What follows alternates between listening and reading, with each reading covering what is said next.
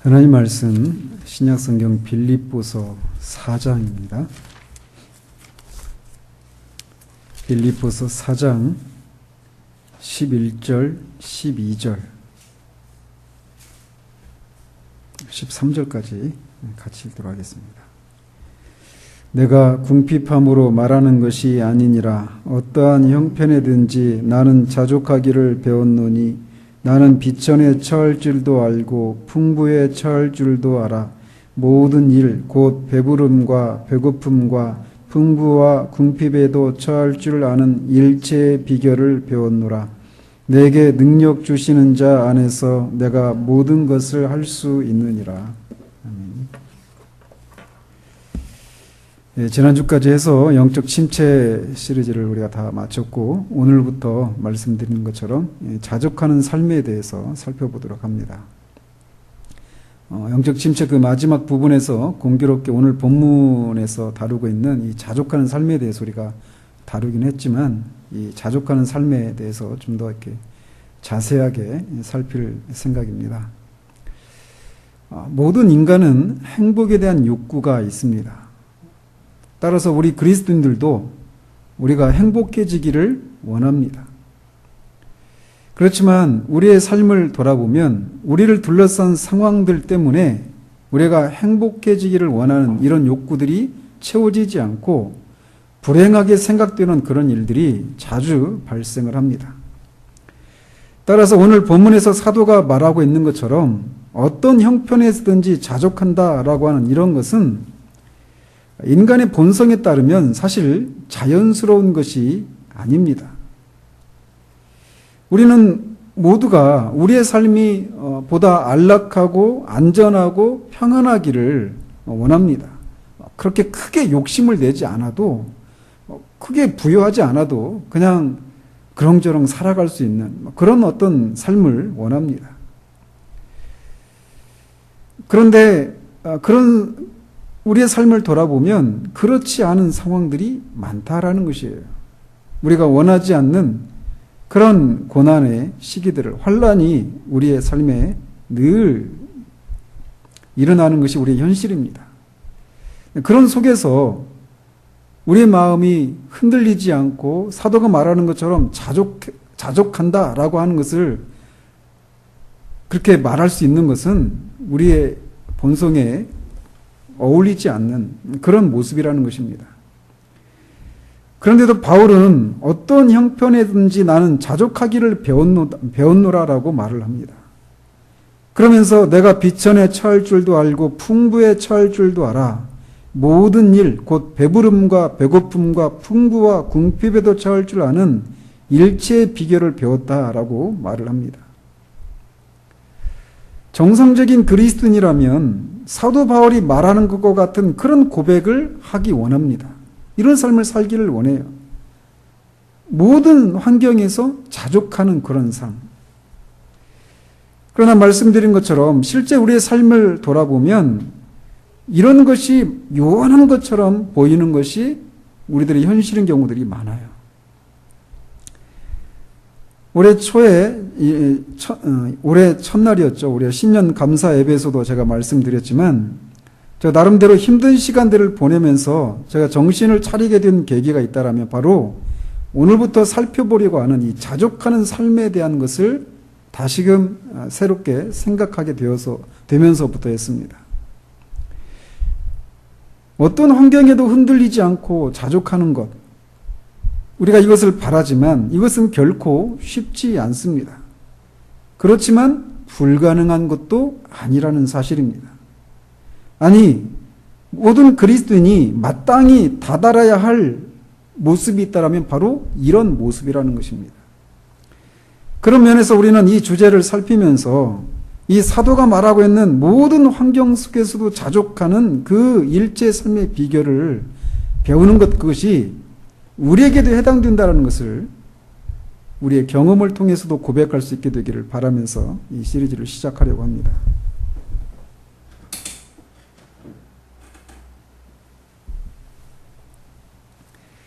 사도가 여기서 말하고 있는 자족한다라고 하는 것이 무엇을 말할까요? 이 단어가 의미하는 것은 스스로 충족한 또는 독립적인 또는 만족스러운 이런 뜻입니다. 그래서 스스로 충족해서 다른 것에 도움을 필요로 하지 않고 독립적이면서 그것으로 만족스러운 상태를 의미하는 거예요. 풀어 쓴 게 더 어렵죠. 따라서 이 자족이라고 하는 것은 모든 피조물들로부터 독립적이셔서 스스로 계시면서 스스로 충족하시는 하나님의 성품을 가리킨다고 할 수 있습니다. 하나님은 스스로 충족하신 분이셔요. 이 자족이 스스로 충족하다 이런 뜻이거든요. 이것을 신학적인 용어로 하나님의 자충족성 이렇게 부릅니다. 그래서 하나님은 자신의 행복을 위해서 다른 사람이나 다른 어떤 피조물도 필요로 하지 않으시는 자충족하신 분이셔요. 만물이 창조되기 전부터 성삼위 하나님은 서로 간에 완벽하게 이런 복된 교제를 나누고 계셨던 그런 완전하신 분이셨습니다. 아무런 부족이나 결핍을 느끼지 않으시는 완전한 분이십니다. 그렇기 때문에 성삼위 하나님은 스스로 완전한 이 만족함 가운데 계셨습니다. 그런 하나님이 이 세상을 창조하신 거예요. 그리고 죄로 타락했다가 하나님의 은혜로 주 예수 그리스도를 믿어서 구원받은 당신의 백성들인 우리 그리스도인들에게 하나님이 누리시는 바로 이 자족을 나누어 주시기를 기뻐하십니다. 우리가 살피려고 하는 이 자족하는 삶이라고 하는 것의 기원이 바로 이러해요. 하나님으로부터 오는 것이란 말이죠. 우리가 알다시피 우리 그리스도인들은 자충족하신 하나님과 달리 우리 자신들 속에서는 자족을 찾을 수가 없습니다. 우리들에게는 그렇게 자족하기에 충분한 선이나 능력이 없어요. 그래서 바울은 이렇게 말을 합니다. 고린도후서 3장 5절에서 우리가 무슨 일이든지 우리에게서 난 것 같이 스스로 만족할 것이 아니니 우리의 만족은 오직 하나님으로부터 나느니라. 우리가 만족을 누리는 모든 것들의 기원이 하나님으로부터 나오는 것이다라고 말을 하고 있어요. 그리고 하나님은 신자들이 필요로 하는 모든 것을 주십니다. 그렇기 때문에 자족하는 삶이 가능한 것이에요. 또한 사도 요한도 요한복음 1장 16절에서 우리가 다 그의 충만한 데서 받으니 은혜 이외의 은혜로라 라고 말을 합니다. 신자들은 이런 영적인 축복을 받을 수 있기 때문에 항상 만족할 수 있는 삶을 살 수 있다라는 것이에요. 우리 자신만 보면 우리들은 아무것도 소유하지 못한 것처럼 보일지도 모릅니다. 그러나 그리스도 안에서 우리는 모든 것을 소유하고 있어요. 그래서 사도 바울은 근심하는 자 같으나 항상 기뻐하고 가난한 자 같으나 많은 사람을 부유하게 하고 아무것도 없는 자 같으나 모든 것을 가진 자로다 라고 말을 합니다. 이게 그리스도인의 역설이에요. 그리고 능력이죠. 겉으로 보면은 아무것도 없는 것처럼 보이지만 실상 그렇지 않다라는 것입니다. 그래서 나중에 살피겠지만 그리스도인이 누리는 이 자족이라고 하는 것은 세상이 이해하지 못하는 그런 종류의 자족이에요. 바울은 자족에 대해서 디모데에게 이렇게 말을 합니다. 그러나 자족하는 마음이 있으면 경건은 큰 이익이 되느니라. 우리가 세상에 아무것도 가지고 온 것이 없음에 또한 아무것도 가지고 가지 못하리니 우리가 먹을 것과 입을 것이 있은즉 족한 줄로 알 것이니라. 부활이 하는 자들은 시험과 올무와 여러 가지 어리석고 해로운 욕심에 떨어지나니 곧 사람으로 파멸과 멸망에 빠지게 하는 것이라 라고 말을 합니다. 히브리서 기자도 동일한 권면을 하고 있어요. 돈을 사랑하지 말고 있는 바를 족한 줄로 알라. 그가 친히 말씀하시기를 내가 결코 너희를 버리지 아니하고 너희를 떠나지 아니하리라 하셨느니라. 언뜻 보면 사도 바울이나 히브리서 기자가 말하는 이 진리들, 먹을 것과 입을 것이 있으면 그것으로 족한 줄 알아라. 너희가 올 때 아무것도 가지고 오지 않았으니까 돌아갈 때도 아무것도 가지고 가지 못한다. 공술의 공수거라고 하잖아요. 그래서 이 사도 바울이나 히브리서 기자가 말하는 것처럼 이 말하고 있는 이런 진리가 이 기독교에서만 말하고 있는 것이 아니라 다른 이 세상의 이교도들 중에서도 또 어떤 철학자들이 말하는 것과 크게 차이가 나지 않는 것처럼 보입니다. 법정 스님 그분 같은 게 무소유로 유명했잖아요. 또는 그 키레네 학파에 속했던 철학자 중에 디오게네스라고 하는 철학자가 있었어요. 근데 그 당시 알렉산더 대왕 당시 철학자인데 알렉산더 대왕이 이 디오게네스가 이 통에 들어가 가지고 거기서 평생 옷 한 벌만 가지고 살았대요. 알렉산더 대왕이 와가지고 유명하니까 와가지고 대제국의 왕이 와가지고 필요한 게 있으면 나한테 뭐든지 말해라. 내가 다 들어줄 테니까. 디오게네스가 그랬다고 그래요. 제발 내 앞에 좀 비켜달라고. 당신 때문에 내가 지금 햇빛을 못 쬐고 있다고. 그러니까 이 디오게네스라고 하는 철학자는 이미 어떤 소유욕이 전혀 없는 거예요. 근데 그 사람에게 내가 원하는 거 다 줄 테니까 말만 하라. 이 말이 먹히겠습니까? 그래서 그런 이교도들이나 이런 철학자들도 언뜻 보면 사도가 말하는 것처럼 먹을 것과 입을 것이 있으면 그것으로 족하고 더 이상 욕심내지 않는 그런 삶을 살았어요. 그러나 그리스도인이 누릴 수 있는 자족은 이교도들이나 철학자들이 말하는 것과 다릅니다. 그래서 세상은 이것을 이해하지 못해요. 전혀 다른 성격의 것이거든요. 그래서 어떻게 다른지 이건 이제 다음에 살펴보도록 하고 오늘은 우선은 그리스도인이 누리는 자족이 어떤 성격을 가지고 있는 것인가 이 내용만 오늘은 살펴보도록 합니다. 먼저 그리스도인이 누리는 자족이라고 하는 것은 외적인 것이 아니라 내적인 것이라고 하는 면에서 그런 특징이 있습니다. 우리는 종종 우리를 둘러싼 어떤 상황이 우리의 마음을 압박해 올 때 그런 상황 속에서도 우리는 우리의 의지력을 발휘해서 그런 속에서도 우리의 혀를 우리가 억제할 수 있어요. 어떤 불평과 불만을 쏟아내지 않을 수 있어요. 그런 속에서 우리가 막 겉으로 막 소리를 지르거나 불평하지 않고 불평을 쏟아내지 않을 수 있습니다. 근데 그런 모습을 겉으로 보면 그런 상황 속에서도 만족하고 있는 것처럼 보일 수도 있어요. 그렇지만 그리스도인의 자족이라고 하는 것은 겉으로만 평안한 것을 의미하지 않는다라는 것입니다. 우리를 압박하는 그런 상황 속에서도 우리의 영혼까지도 잠잠해져야 한다라는 것입니다.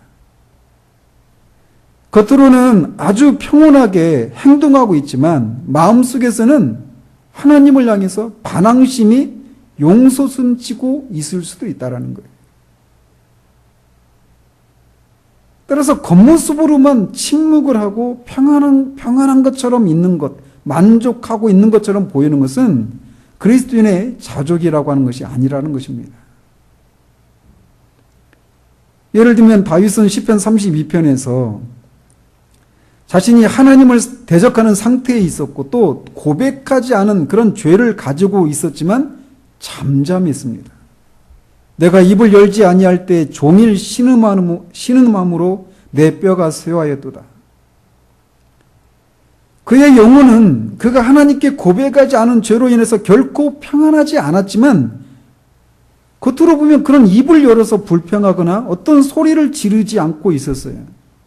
겉으로 보면 침묵하고 평안하고 있는 것 같아서 그 상황 가운데서 그가 자족하고 있는 것처럼 보였지만 그의 영혼은 그렇지 않았다는 것입니다.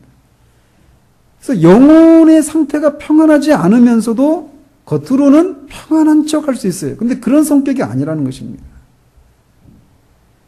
하나님께서는 우리의 마음의 중심을 보시는 분이십니다.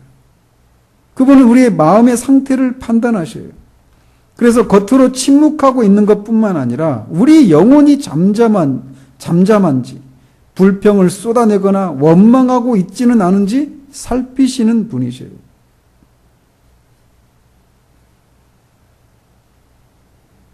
그래서 시편 기자는 나의 영혼이 잠잠히 하나님만 바라며 나의 구원이 그에게서 나오는도다 라고 말을 합니다. 시편 기자는 하나님의 임재로부터 내적인 평안을 찾는 법을 배웠어요. 그래서 그는 나의 영혼아 잠잠히 하나님만 바라라. 무릇 나의 소망이 그로부터 나오는도다 라고 말을 했던 것입니다. 이렇다 그리스도인이 누리는 자족은 내적인 것이라는 겁니다. 자족한 그런 상태는 우리의 전 인에 영향을 끼치는 어떤 것입니다.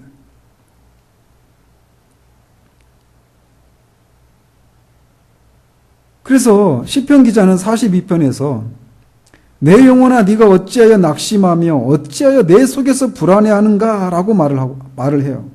즉 지적인 자족이라고 하는 것은 그 어떤 외적인 그런 외적으로 드러나는 것만의 문제가 아니라 내적인 그런 상태와 관련된 것이기 때문에 내 영혼아 어찌하여 네가 낙심하느냐 내 속에서 불안해하느냐라고 묻는 거예요. 우리는 환경에 좌우되지 않는 이런 내적인 안식을 얻기 위해서 노력해야 합니다. 우리가 어떤 환경의 압박을 받을 때 우리 마음이 막 요동할 수 있어요. 그런데 그럴 상황 가운데서 어떤 외부적인 그런 도움을 받아서 우리의 마음이 평안을 이렇게 누릴 수 있죠. 막 돈이 궁한데 갑자기 어떤 독지가에 의해서 그런 도움을 받을 때 막 돈이 궁한 것 때문에 우리 마음이 막 요동하고 그런 상황이 딱 풀어질 수 있습니다. 그런데 그렇게 외부적인 도움을 받아서 그 결과 자족하는 것은 추운 겨울날 불을 쬐는 것을 통해서 몸을 따뜻하게 하려는 것과 같은 것이다라는 거예요. 건강한 사람은 자기 자신의 몸에서 열을 발산해서 자기 옷을 덮입니다. 즉 참된 그리스도인의 이 참된 자족이라고 하는 것은 외부의 상황하고 상관이 없이 변함이 없는 그 내면의 상태 이런 걸 말한다라는 거예요. 외부적인 도움을 받아서 오는 그런 자족이 아니라 일시적인 어떤 유쾌한 기분이 아니다라는 것입니다. 외부의 도움을 받아서 일시적으로 마음의 평안을 얻는 이런 종류의 자족이 아니다라는 것이에요. 이렇게 1차적으로 그리스도인의 자족은 내적인 것입니다. 외부의 도움을 받는 것과 상관이 없는. 두 번째로 그리스도인의 그 자족이라고 하는 것은 묵묵히 모든 상황 속에서 묵묵히 하나님께 순종하는 것이에요. 우리 그리스도인들도 이 땅을 살아가면서 여러 가지 비극을 겪습니다.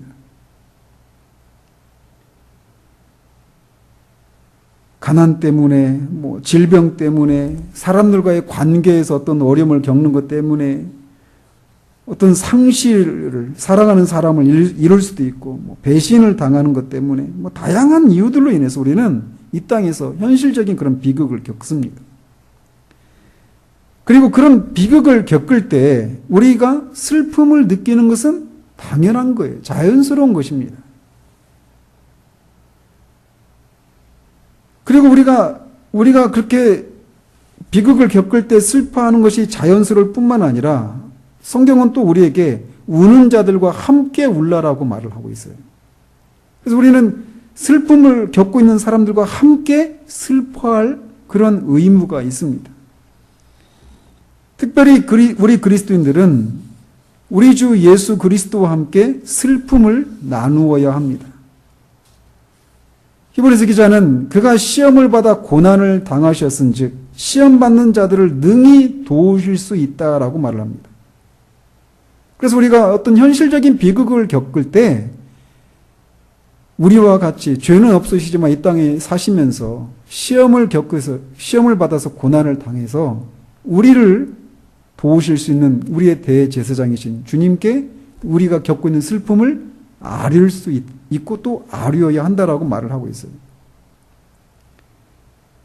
우리 그리스도인들은 그렇게 이 땅에서 현실적인 비극을 겪고 있어요. 그래서 서로를 위해서 기도할 필요가 있고 자신이 겪고 있는 그런 슬픔에 대해서 우리의 동료 그리스도인들에게 이야기하고 서로를 위해서 기도해 줘야 합니다. 그런데 그런 슬픔을 겪고 있는 그런 상황 가운데서 자족은 뭐냐? 그런 속에서도 묵묵히 순종하는 것. 이게 자족이라는 거예요. 묵묵히 순종하는 그런 자족은 그냥 아무런 아무런 말을 하지 않는 그런 그런 것을 의미하지 않습니다. 묵묵히 순종하는 것이다라고 하는 것은 그리스도인이 그렇게 어떤 현실적인 비극을 당하는 상황 속에서 하나님을 향해서 원망하지 않는 것을 의미합니다. 우리의 마음에 짜증을 내지 않는 그런 것을 의미해요. 우리의 생각을 통제하고 어떤 반항적인 생각을 갖지 않도록 하는 것, 이게 묵묵히 순종하는 것을 말해요. 우리 그리스도인들은 그렇게 현실적인 슬픔을 당하는 일들이 있을 수 있는데 그런 속에서도 자기 자신이 그리스도인의 의무에서 벗어나는 것을 허용해서는 안 됩니다. 그리스도인은 우리 자신의 문제가 하나님을 향한 사랑을 방해하게 하는 데까지 가서는 안 돼요. 그럴 수 있는데 그게 용인되는 것은 아니다라는 것입니다. 그리스도인은 우리가 기도를 소홀히 할 정도로 자신의 문제에 대해서 많이 생각하고 또 많이 말해서도 안 된다라고 제레미야스 버로우스라고 하는 목사님이 말을 합니다. 또한 너무 우리가 그 슬픔으로 인해서 깊은 시리에 빠져서 하나님마저도 우리를 도우실 수 있다라고 하는 그런 도우실 수 없다라고 그렇게 생각할 정도가 되어서도 안 된다라는 것입니다. 묵묵히 순종한다라고 하는 것은 하나님께 원망하거나 대항하지 않는 그런 것을 말하는 거예요. 근데 사도가 말하는 자족이 그렇다라는 겁니다. 이 땅에서 현실적인 그런 어떤 슬픔을 겪을 때 그 마음에 하나님을 원망하거나 또 그런 막 짜증을 내거나 그러면서 하나님을 사랑하고 또 하나님 앞에서 우리가 행해야 될 그런 의무들을 방해하는 데까지 나가지 않는 그런 것이 자족이라는 것입니다. 세 번째로 이 그리스도인의 이 자족이라고 하는 것은 천성적으로 갖고 있는 그런 평온한 기질과는 구별되는 기원이 하나님의 성품에서 나오는 것이다 라는 겁니다. 그리스도인이 누리는 이 자족이라고 하는 것은 내가 어떤 그런 상황에 빠져도 내가 동요하지 않아야지 라고 굳게 결심해서 동요하지 않는 그런 것과는 다른 종류의 것입니다. 어떤 상황이 와도 내가 걱정하지 말아야지, 염려하지 말아야지 이렇게 결심해서 그렇게 걱정하지 않고 염려하지 않는 그런 상태도 아닙니다. 그리스도인이 아닌 사람들 중에도 그런 방법을 통해서 어떤 종류의 자족을 누리는 사람들이 있을 수 있어요. 그렇지만 그리스도인의 자족이라고 하는 것은 어떤 일에 대해서 염려하지 않는 그런 소극적인 상태가 아닙니다. 그리스도인의 이 자족이라고 하는 것은 적극적인 것이에요. 그래서 자족하는 그리스도인은 환난의 때에도 하나님의 이름을 영화롭게 하기를 원합니다. 하나님의 이름을 영화롭게 하려고 하는 그 마음. 그냥 내가 염려하지 말아야지. 내가 걱정하지 말아야지. 요동하지 말아야지. 이런 게 아니라 환난 속에서도 그 환난을 겪고 있는 그런 나를 인해서 어쨌든 하나님이 영광을 받으시기를 이라고 하는 그런 마음으로 자족을 누리는 거예요. 그래서 그런 의미에서 이 자족이라고 하는 것이 매우 고고한 것이나 고상한 것이라는 겁니다. 또 그리스도인의 자족이라고 하는 것은 하나님의 뜻 안에서 기뻐하는 것입니다. 즉 그리스도인들은 억지로 마지못해서 자족하는 것이 아니에요. 그들은 기꺼이 하나님께 순복하면서 거리낌 없이 자족을 얻습니다. 우리는 우리가 무엇을 할 것인가를 선택할 수 있는 그런 능력이 우리에게 주어져 있습니다. 그리고 우리가 무엇을 하기로 선택하고 어떤 행동을 한 것에 대해서 우리는 어떤 책임을 우리가 져야 하죠. 그런데 이 그리스도인들이 누리는 자족이라고 하는 것은 억지로 마지못해서 하는 것이 아니라 자발적으로 그리스도의 멍에를 맨다라는 것입니다. 자발적으로 고난을 겪고 환난을 겪는 거예요. 그렇게 함으로써 그들은 영혼의 안식을 찾습니다.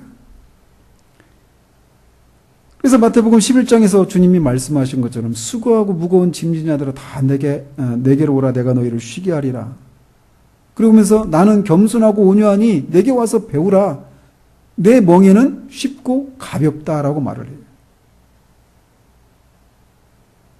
그리스도의 멍에가 쉽고 가볍다라고 하는 사실을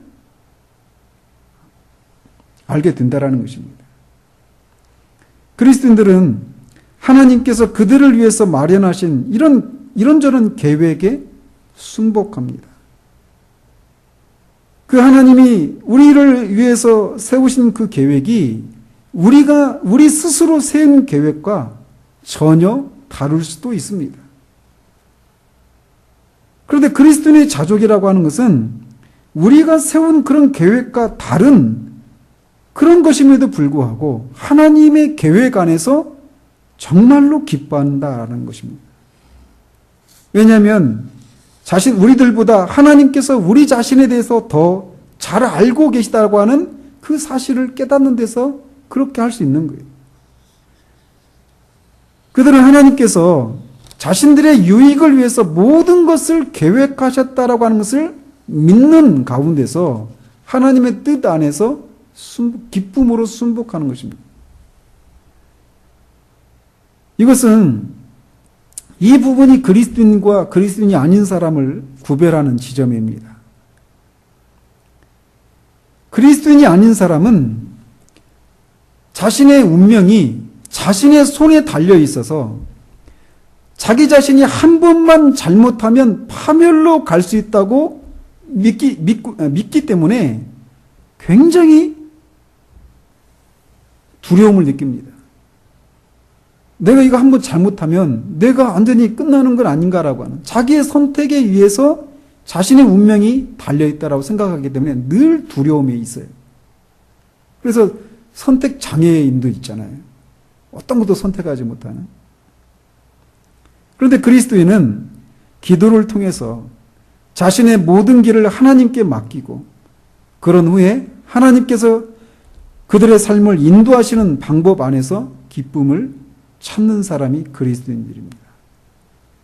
그래서 잠언 기자가 너는 마음을 다하여 여호와를 신뢰하고 내 명철을 의지하지 말라. 너는 범사의 그를 인정하라. 그리하면 내 길을 지도하시리라 라고 말을 하는 것입니다. 그래서 그리스도인은 자신이 세운 그런 계획처럼 일이 진행되지 않아요. 그래서 오히려 환난을 겪습니다. 근데 그런 환난을 겪고 난 후에 주님이 선하시구나. 주님이 나의 영혼의 유익을 위해서 이런 일을 허락하셨구나 라고 깨닫고 고백하는 것이 아니라 환난 중에 그렇다라는 것이에요. 환난 중에도 주님이 선하시다는 사실을 인정하고 하나님의 다스림 안에 있다라고 하는 사실을 기뻐한다라는 것입니다. 그래서 바울은 근심하는 자 같으나 항상 기뻐하고 가난한 자 같으나 많은 사람을 부유하게 하고 아무것도 없는 자 같으나 모든 것을 가진 자라고 자신을 또 그리스도인을 말하고 있는 거예요. 이렇게 자족하는 그리스도인은 모든 것이 하나님의 뜻 아래서 일어나고 있다는 사실을 믿고 그 하나님의 뜻 안에서 기뻐하는 거예요. 그게 자족이에요. 마지막으로 그리스도인의 자족이라고 하는 것은 사도가 말하고 있는 것처럼 어떤 형편에서든지 기뻐하는 것입니다. 어떤 형편이다라고 할 때 그것은 우리가 어떤 종류의 환난을 가리지 않고 어떤 환난을 당하든지 흔들리지 않는 것을 먼저 의미해요. 우리는 어떤 환난의 때에도 하나님께 순종하겠다라고 말할 수 있습니다. 그래서 때로는 우리의 소유를 잃어버릴 각오가 되어 있다라고 생각할 수도 있어요. 그리고 그렇더라도 하나님께 기꺼이 순종하겠다라고 고백할 수 있습니다. 또 건강이 나빠지거나 또 사랑하는 사람을 이렇게 잃어버리는 그런 상황에서도 순종할 수 있다고 생각할지 모릅니다. 그런데 그렇게 크고 아주 큰 순종을 요구하는 그런 것들에 대해서는 내가 목숨을 잃어버려도 그렇게 순종하겠다 이렇게 말을 하면서 작은 문제들, 이런 문제들에 대해서는 자족하지 못하는 경우가 있을 수 있어요. 근데 그것은 참된 자족이 아니다라는 겁니다. 그것이 환난의 종류가 크든 작든 가난하든 부자든 배고프든 배부르든 어떤 환경이든지 간에 하나님께 순종하고 흔들리지 않는 이것이 그리스도인의 자족이라는 거예요. 또 그 환난이 그 어려움이 얼마나 계속되든지 간에 하나님께 순종하는 것이 그리스도인의 자족입니다. 이만하면 되지 않았습니까? 라고 말하지 않고 마치 노아가 이미 비가 다 그치고 물이 점점 빠져서 그 방주에서 나와도 될 만한 상황이었지만 하나님께서 밖으로 나오라고 할 때까지 나오지 않았던 것처럼 우리에게 지속되는 그런 어려움이 얼마나 오래도록 지속되든지 간에 하나님께 순종하는 것, 순종할 수 있는 것, 그게 그리스도인의 자족의 상태예요.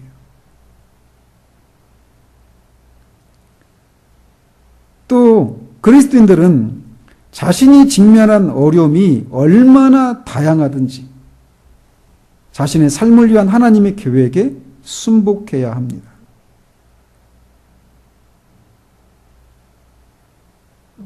우리의 삶을 돌아보면 어떤 어려움이, 어떤 환난이 하나님의 뜻 가운데서 우리가 지났어요. 통과했어요.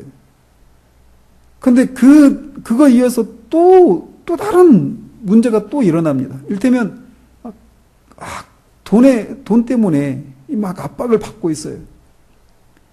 근데 갑자기 그것 때문에도 막 압박을 받고 있는데 갑자기 큰 수술을 요하는 중병에 걸려버렸네.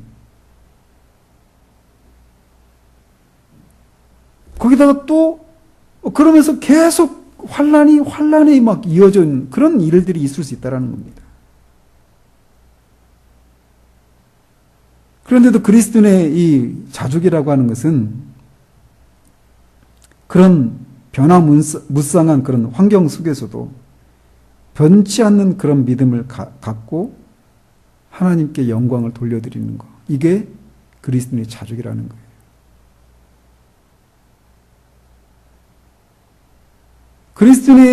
그리스도인이 누리는 자족이 이런 것인데 이게 소망이 되십니까? 어떤 환란이 닥쳐도, 그리고 그것이 아무리 오래 지속되어도, 환란이 또 다른 환란을 불러오더라도 겉으로만 침묵하는 것이 아니라 내적으로 영원히 평안을 누리는 그런 삶을 살기 원하는가라는 겁니다. 그런 속에서도 묵묵히 하나님이 영화롭게 되기를 소원하면서 우리에게 맡겨진 의무들에 순종하는 삶을 살고 싶은가라는 거예요. 사도는 그것을 배웠다라고 말을 합니다. 그리고 그는 고린도 교인들에게 자신이 그리스도를 본받은 자 된 것처럼 너희들도 나를 본받으라라고 권면을 한 적이 있어요. 그렇다면 자족하는 삶에 대해서도 그는 자신을 배우라고 하지 않았겠습니까? 만약 가능하지 않은 것을 배우라고 한다면 그것처럼 가혹한 일이 없을 것입니다. 그러나 우리가 알다시피 그는 사랑의 사도입니다. 그리고 그의 삶이 이렇게 어떤 환경 가운데서도 자족하는 그런 삶이 결코 큰 소리만 치는 것이 아니었다라고 하는 것을 우리는 그의 삶을 통해서 확인할 수 있어요. 그 사실은 사도 바울에게 가능했던 그 삶이 우리에게도 가능하다라는 사실입니다. 우리는 이런 상태를 소망해야 합니다. 신앙의 목적은 우리가 하나님을 닮는 것에 있어요. 또는 로마서에서 말한 것처럼 그의 아들의 형상을 닮는 것에 있다라고 할 수도 있어요. 우리 인격이 그리스도를 닮는 거예요. 그리고 사도는 자신이 그 그리스도를 본받았다라고 말을 하고 있어요. 이것은 다른 말로 우리가 온전한 인간이 되는 것, 이것이 우리 신앙의 궁극적인 목적이라는 것입니다. 우리 인격이 그렇게 온전하고 성숙한 인격이 되어져 가는, 거기에 있다라는 것이. 저는 갈수록 이 사실에 자꾸 주목하게 됩니다. 우리가 열심히 기도하고 어떤 경건의 그런 행위들을 통해서 하나님의 나를 사랑하시고 하나님을 위해 살고 그런 관계 속에서 하나님과의 그런 관계 속에서 그런 충만함을 누리고 기쁨을 누리는 거 다 중요하고 반드시 있어야 돼요. 근데 그런 모든 것이 결국 무엇을 위한 것인가라는 것입니다. 결국 우리가 온전한 사람이 되는 거예요. 완전한 인간이 되어져 가는 거예요. 근데 하나님은 우리의 삶을 통해서 우리가 그런 사람이 되도록 우리를 빚으시고 다루신다라는 사실입니다. 그런 과정에서 때로는 우리의 삶이 우리가 원하지 않는 삶의 그런 정황 속으로 끌려가는 것을 보게 될 것이에요. 우리가 예기치 못했던 상실과 아픔과 고난을 경험하기도 합니다. 그런 속에서 우리가 자족하는 일체의 삶의 비결을 배워서 환경의 지배를 받지 않는 그런 사람이 되어가야 하는 거예요. 한 번의 경험으로, 체험으로 되어오는 것이 아니라 과정입니다. 그런 사람이 되어져 가는 것을 통해서 하나님은 영광을 받으셔요. 어떻게 그렇게 될 수 없는 우리가 어떻게 그런 사람이 되었는지. 그래서 하늘의 통치자들과 권세들에게 하나님의 각종 지혜를 나타내시는 것. 그것을 위해서 하나님 우리를 부르신 거예요. 우리가 이렇게 그리스도인의 이 자족을 누리는 이 상태, 이것이 우리 모두에게 소원함이 되어야 합니다. 그래서 우리도 우리의 존재를 통해서, 우리의 삶의 그런 경험들을 통해서 저는 꿈꿔요. 우리가 70이 되고 80이 되고 주님을 만날 날이 다가올 때 내가 모든 환경에서 환경의 지배를 벗어나서 이렇게 자족하는 그런 일제 삶의 비결을 배워서 이런 삶을 살았노라고 말할 수 있는 그런 우리들이 되어지기를 바라요. 기도하겠습니다.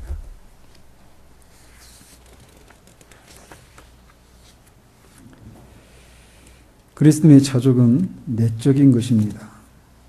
그리스도인의 자족은 묵묵히 순종하는 것이고 아주 고상한 것입니다.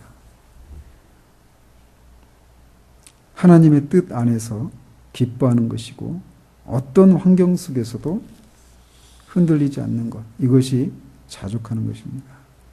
우리가 이제 이것을 시작을 했는데 이 시리즈를 통해서 우리가 정말 우리의 소망이 우리에게 이런 상태가 되어지는 것이 우리에게 모두가 소망이 되게 하시고 그 시각으로 우리의 삶을 우리에게 일어나는 여러 가지 우리가 원하지 않는 그런 삶의 상황 속에서도 이런 것을 배워서 정말 우리가 점점 온전한 그런 인격체가 되어져가는 일들이 있기를 위해서 하나님 앞에 기도로 나가기를 원합니다. 그리고 우리가 계속해서 기도했던 것처럼 우리 예배를 위해서 우리 불신 가족들과 도움을 주고 있는 지체들, 또 양병원 선교사님, 또 말씀을 전하는 저를 위해서 기도하시기 바랍니다. 기도하겠습니다.